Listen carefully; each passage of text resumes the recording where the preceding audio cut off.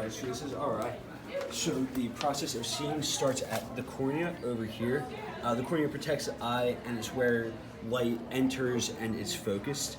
And then it goes to the pupil, so right there. And light just passes through there. And then the iris surrounds the pupil and it controls the size of it, so it contracts or expands it. From there, it goes to the lens, which focuses light rays and projects them onto the retina. So the retina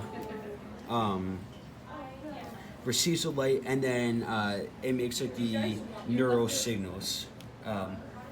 So then from the retina, it goes to the fovea, which is the point of central focus in the retina. And then from there, it goes to the rods and the cones.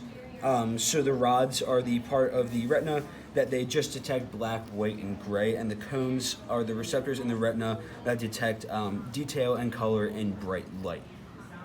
So then from there, it goes to the bipolar cells, which transmit information from the rods and cones to the ganglion cells, and from the ganglion cells, they take the information from the bipolar cells to the brain so they can be processed. So it goes to the optic nerve and to the thalamus, which is, so here's the optic nerve, and here's the chasm, and that's where it goes through. And then so it goes to the thalamus, which is the part of the brain in charge of all the senses besides smell. And the optic chasm is here, obviously, is where the nerve fibers from the eyes cross, so it's how it gets from the right eye to the left hemisphere, and vice versa. So then here's the occipital lobe. It is the part of the brain in charge of just vision and seeing.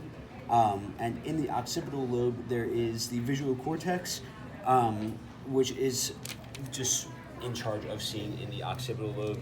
And then from there, you have the feature detector, and that just tells the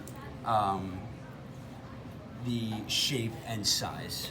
So the trichromatic theory is that the eye sees three colors, red, blue, and green, and that's how we see the whole spectrum of color.